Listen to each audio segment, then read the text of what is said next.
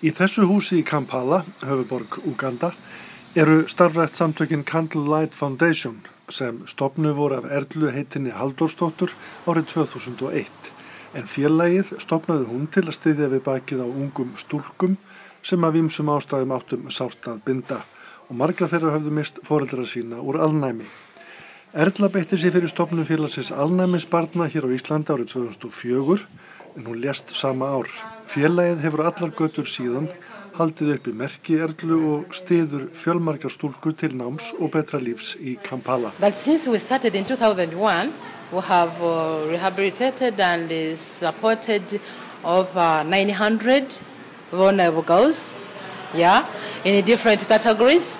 We started with the street girls, pure from the streets.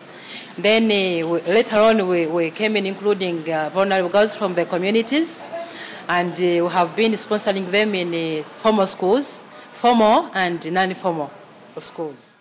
Rosetta segir að Candlelight Foundation hafi frá stofnun greitt götu 900 stúlkna en samtökin bjóða stúlkunum óformlega menntun í kertagerð, bakstri, saumaskap, hárgreiðslu, tölvunotkun, handiðn og skreytingu ásamt því að bjóða flóttamönnum upp á nám í ensku. Mennta- og íþróttamálaráðuneyti Úganda valdi samtökin fyrir 3 árum til þess að taka þátt í óformlegu þjálfunarverkefni á vegum ráðuneytisins og það hefur stutt 50-70 stúlkur til þess að taka þátt í 3 mánaða námskeiðum hjá Candlelight Foundation en ungu konurnar sem taka þátt í því námi eru á aldrinum 18-35 ára og eiga erfitt með að sjá sig sjálfar.